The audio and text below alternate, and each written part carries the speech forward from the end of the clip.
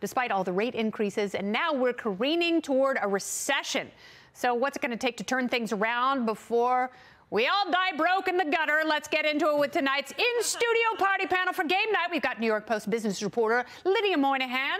We've got former Biden campaign surrogate and Democrat strategist. He believes their lies, but he's still luscious, Kevin Walling, and host of The Sharpe Way. It is Larry Sharpe. He should be our next governor, but those bastards kept him off the ballot.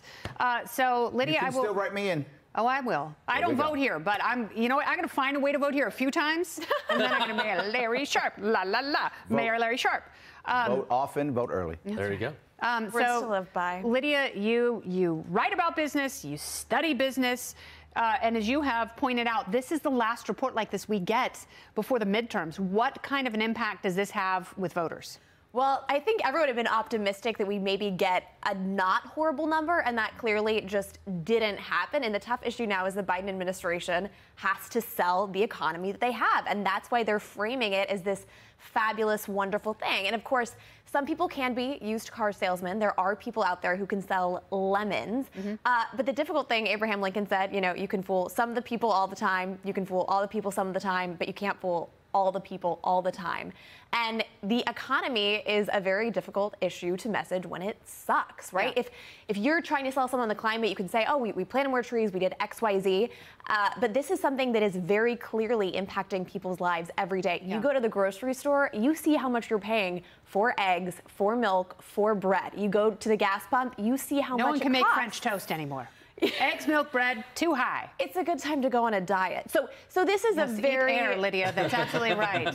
You won't live long, but you'll be able to afford much more. Ice cubes can be filling. No, but I think what's so wild is there was a report that came out today that the Biden administration had approached Saudi Arabia and said, you know, we know you're going to cut oil production. We know those are going up. Just wait until after the midterm. Yeah, and Saudi Arabia's like, eat glass. So we should be like, you know what? Eat no weapons because we're not giving you any more.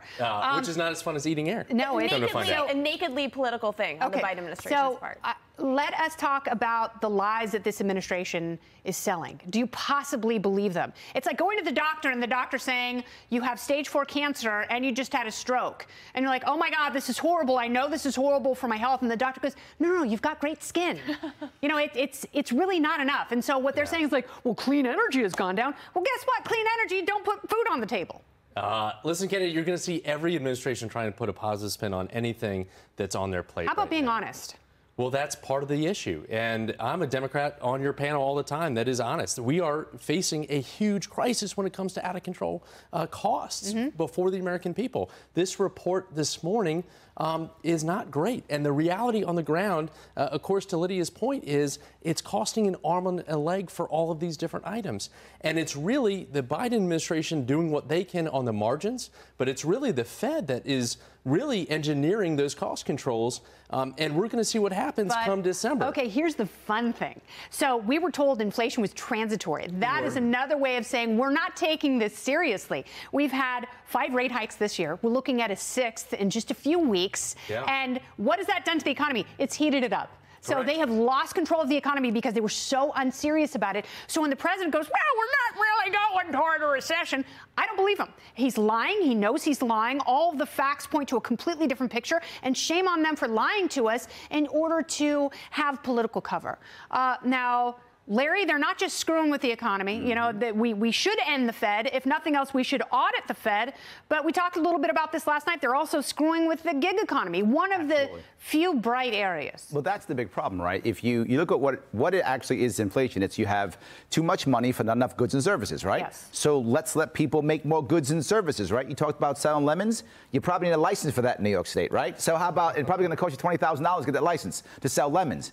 Why don't we let people work? Let's support the gig economy, support solopreneurs. Let's reduce some licensing and let people get out there and work. Let's also do something even more importantly. Why don't we stop punishing employers? Why don't we do things like reduce, I don't know, payroll tax? We might want to actually hire. Let's get people back into the workforce so we can put more services and goods back out there. That's the biggest piece. When it comes to the federal piece, we could stop, I don't know, bombing people and giving people weapons and supporting wars that are going to end the supply chain and make things more expensive, stop goods from coming across the oceans and over the airwaves. Larry, we wait need more a second. people to work. Larry, Are you trying to sell capitalism?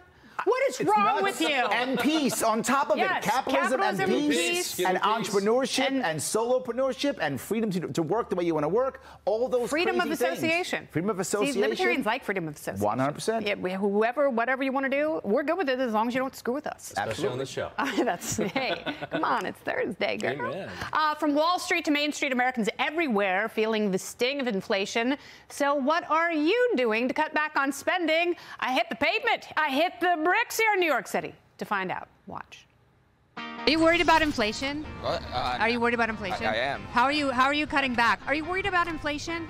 Oh, definitely. I am worried about inflation. What are you doing to cut back on your spending? Unfortunately, I'm using my credit card a lot. My wife actually just got a Costco membership. She's trying to spend a little bit less on groceries if she can. I switched from Whole Foods to Trader Joe's. We've never done Whole Foods. I guess that you're rich because I never did Whole Foods. Mims. It is Givenchy. I'm from the UK, so we know nothing about it.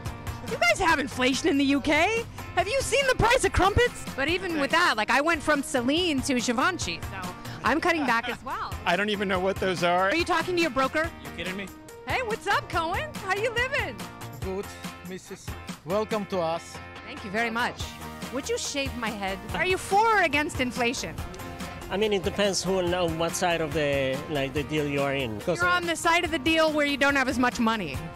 Of course, yeah, that's not the good side. It's not good. It's not good because many people cannot pay something. Every time growing prices, every time. I kind of feel like I'm in a country that's not looking towards my health. We should send aid to Ukraine, but look how fast we're spending to them. And look how slow we're spending to help our own people. Are you cutting back? Are you still traveling? You want to go somewhere? I would love to go somewhere. Do you have any money?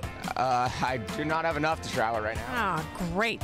I'm barking up the wrong tree. Are you worried about inflation? You look like you're praying right now. Are you worried about money? Not really. Do you want some money? Yes, I want. Here, I'll give you these. You can get a haircut.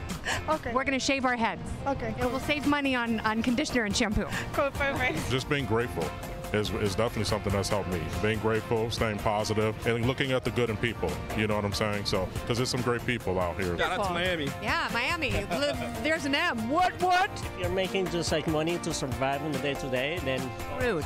It's hose. Not good. Got you over a barrel with a fire hose. Like my prom night. Woo! Oh, I miss prom night, except for the part where I don't. All right, so let's go back to the party panel. What are you guys doing to cut back? Oh, well, I hadn't thought about shaving my head, but maybe that's... Think of how much money we could One save. has to be creative in these trying times. Yeah, absolutely right, Lydia. Yeah.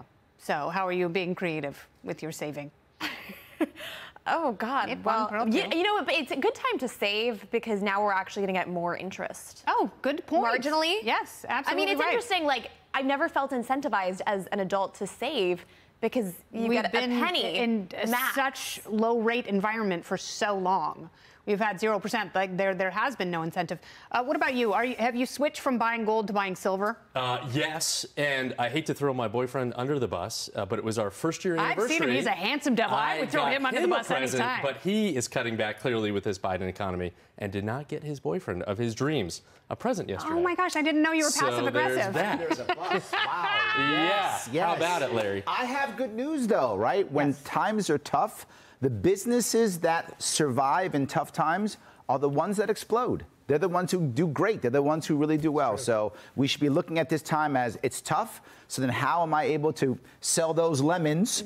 How do I sell lemons right now? If I can sell them now, I can sell them anytime. In fact, I can be great. So this is the time to start selling lemons. I know, but it's hard to know because so many people are pulling back. Yes. It's hard to know, like, okay, so if I am going to go out there and I am going to spend money, where should you spend money? Like, which businesses do you choose that will eventually explode? Any business, Applebee's? Any business that you cannot purchase something online, like haircuts. Can't purchase haircuts online. Anything where it's an experience. Well, I'm good. But anyway, anything that's an experience, that's what you want to be putting your money in right now. Anything that's an experience, use delivery, food delivery, something that's perishable, that's where you want to be putting your money right now. You build that business out now. If it works now, you are ready to go. All right. So what about crypto? What's going to happen in this odd time it is where we have asset. I mean, we are seeing it crater, and I think when times are fat, people have so much money to spend on whatever they want that we're like, oh, like I have so much, I'm flush with cash, I might as well throw it into Bitcoin.